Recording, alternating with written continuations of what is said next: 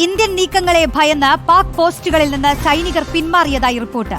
അന്താരാഷ്ട്ര അതിർത്തിയിലെ പാക് പോസ്റ്റുകളിൽ നിന്ന് പാകിസ്ഥാൻ സൈനികർ പിന്മാറി. പല പാക് പോസ്റ്റുകളിലും സുരക്ഷാ ഉദ്യോഗസ്ഥരില്ല. പോസ്റ്റുകൾക്ക് മുകളിലെ പാക് കൊടികളും മാറ്റി.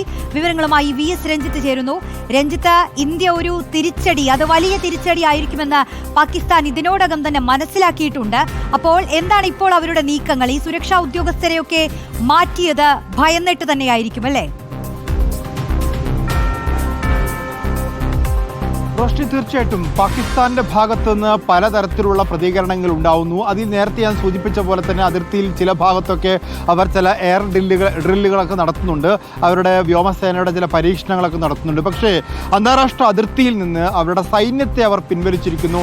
അവരുടെ കൊടികൾ അവർ അഴിച്ചു മാറ്റിയിരിക്കുന്നു. ഇതൊക്കെ സ്വാഭാവികമായിട്ടും ഭയന്നിട്ടാണ് എന്നാണ് മനസ്സിലാക്കാൻ സാധിക്കുന്നത്. വളരെ കർശനമായ സുരക്ഷയും സുരക്ഷാ ഉദ്യോഗസ്ഥന്മാരും ഉണ്ടാകാറുള്ള പാകിസ്ഥാന്റെ അന്താരാഷ്ട്ര അതിർത്തികളിൽ, ബോർഡർ ലൈനുകളിൽ അവിടെ ഉണ്ടായിരുന്ന സൈനികരണം മുഴുവൻ പിൻവലിച്ചു എന്നുള്ളതാണ് നമുക്കിപ്പോൾ ലഭ്യമാകുന്ന റിപ്പോർട്ടുകൾ. സ്വാഭാവികമായിട്ടും ഇന്നലെ വൈകിട്ടോടുകൂടി പ്രധാനമന്ത്രിയുടെ ഭാഗത്തുനിന്ന് സൈന്യത്തിന് പൂർണ്ണമായും തിരിച്ചടിക്കാനുള്ള ഒരു അധികാരം കൊടുക്കുകയും സമ്പൂർണ്ണമായ ഉത്തരവാദിത്വം അവർക്ക് കൈമാറുകയും ചെയ്ത സാഹചര്യത്തിൽ കൂടിയാണ് ഈ ഔട്ട് പോസ്റ്റുകൾ കാലിയാവുകയും അവിടെ നിന്ന് സുരക്ഷാ ഉദ്യോഗസ്ഥന്മാർ അപ്രത്യക്ഷമാവുകയും ചെയ്തിട്ടുള്ളത്. ഒരുപക്ഷെ അവരെ മറ്റെന്തെങ്കിലും പ്ലാനിന് വേണ്ടി, ആസൂത്രണത്തിന് വേണ്ടി പിൻവലിച്ചതാണോ അല്ലെങ്കിൽ മറ്റെന്തെങ്കിലും തന്ത്രങ്ങളുടെ ഭാഗമായിട്ടാണോ എന്നറിയില്ല. ഏതായാലും നിലവിൽ അവിടെ സുരക്ഷാ ഉദ്യോഗസ്ഥന്മാരില്ല. അതുപോലെ തന്നെ അവിടെ പാകിസ്ഥാന്റെ കൊടിയും അവിടെ കാണുന്നില്ല. അത് ഭയന്ന് പിന്മാറിയതെന്നാണ് നമ്മൾ മനസ്സിലാക്കുന്നത്. മറ്റെന്തെങ്കിലും തന്ത്രത്തിൻ്റെയോ ആസൂത്രണത്തിൻ്റെയോ ഭാഗമായിട്ടാണോ എന്ന് ഇപ്പോൾ പറയാൻ സാധിക്കില്ല. ഓക്കെ, അതാണ് അപ്പോൾ വിശദീകരണം. രഞ്ജിത്ത്, നമുക്കറിയാമല്ലോ ഇപ്പോൾ ഈ നിലവിലെ പാകിസ്ഥാന്റെ ഒരു സാഹചര്യം നേരത്തെ രഞ്ജിത്ത് വിശദീകരിക്കുക തന്നെ ചെയ്തു. അത് അവരും നിർണായകമായി തന്നെ മുന്നൊരുക്കങ്ങൾ നടത്തിക്കൊണ്ടിരിക്കുന്ന ഒരു സമയമാണല്ലോ. അപ്പോൾ ഈ ഒരു സുരക്ഷാ ഉദ്യോഗസ്ഥരെ പിൻവലിച്ചു എന്നതിൽ മാത്രം ഒതുങ്ങുന്നില്ല. മറ്റ് പല കാര്യങ്ങൾ ശ്രദ്ധിക്കാനും മുന്നൊരുക്കങ്ങൾ നടത്തുന്നതിലേക്കുമൊക്കെ പാകിസ്ഥാൻ കടന്നിട്ടുണ്ട് അല്ലേ?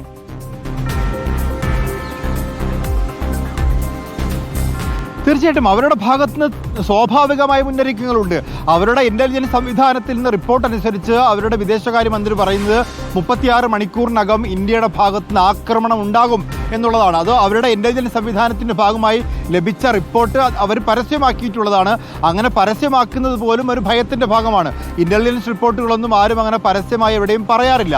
അപ്പോൾ അന്താരാഷ്ട്ര സമൂഹത്തിൻ്റെ ഒരു ഇടപെടലൊക്കെ ആവശ്യപ്പെട്ടുകൊണ്ടാണ് അത്തരത്തിൽ 36 മണിക്കൂറിനകം ഇന്ത്യ ആക്രമിക്കുമെന്നൊക്കെ ലോകത്തോട് പാകിസ്ഥാന്റെ വിദേശകാര്യമന്ത്രി വിളിച്ചു പറയുന്നത്. നമ്മുടെ രാഷ്ട്രത്തിനൊരു ഇന്റലിജൻസ് സംവിധാനം ഉണ്ടെങ്കിൽ അത് അതീവ രഹസ്യമായി സൂക്ഷിക്കുന്നതാണ് സാധാരണ പതിവുള്ളത്. അല്ലെങ്കിൽ അത് അതീവ രഹസ്യമായി അതിൻ്റെ മറുപടി കൊടുക്കാനുള്ള നീക്കങ്ങൾ നടത്തുകയാണ് പതിവ്. പക്ഷേ ഇതിവിടെ പാകിസ്ഥാന്റെ വിദേശകാര്യമന്ത്രി അക്കാര്യം ലോകത്തോട് വിളിച്ചു പറയാനുണ്ടായത്.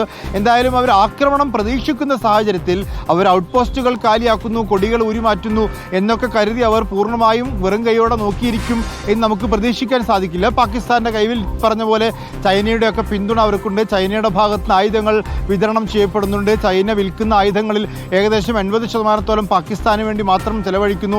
അപ്പോൾ അത്തരത്തിൽ ആയുധങ്ങൾ സംഭരിച്ചു വെച്ചിട്ടുള്ള ഒരു രാജ്യം തന്നെയാണ് പാകിസ്ഥാൻ. അതനുസരിച്ചുള്ള ഒരു നീക്കം പാകിസ്ഥാന്റെ ഭാഗത്തുനിന്നുണ്ട്. അവർ നേരത്തെ ഞാൻ സൂചിപ്പിച്ച പോലെ തന്നെ അവരുടെ എയർഫോഴ്സിനെ അവർ പൂർണ്ണമായും സജ്ജമാക്കിയിട്ട് അതിനുള്ള പരീക്ഷണ പറത്തലുകളും പരീക്ഷണമായിട്ടുള്ള ഡ്രില്ലുകളും ഒക്കെ അവർ നടത്തുകയും ചെയ്യുന്നുണ്ട്. നാവികസേനയും ഈ പറഞ്ഞ പോലെ കറാച്ചി കേന്ദ്രീകരിച്ചുകൊണ്ടൊക്കെ അവരും ഇത്തരത്തിൽ തന്നെ ഒരുക്കങ്ങൾ നടത്തുന്നുണ്ട്. അപ്പോൾ പാകിസ്ഥാന്റെ ഭാഗത്തുനിന്ന് ആവശ്യത്തിനുള്ള മുന്നൊരുക്കങ്ങൾ നടക്കുന്നുണ്ട്. അവരുടെ അന്താരാഷ്ട്ര അതിർത്തിയിൽ നിന്ന് സുരക്ഷാ ഭടന്മാർ ഒഴിവായി നിൽക്കുന്നു, അല്ലെങ്കിൽ അവരുടെ കൊടികൾ അഴിച്ചു മാറ്റിയിരിക്കുന്നു എന്നതുകൊണ്ട് അവർ പൂർണ്ണമായും പരാജയം സമ്മതിച്ചു എന്നുള്ളതല്ല.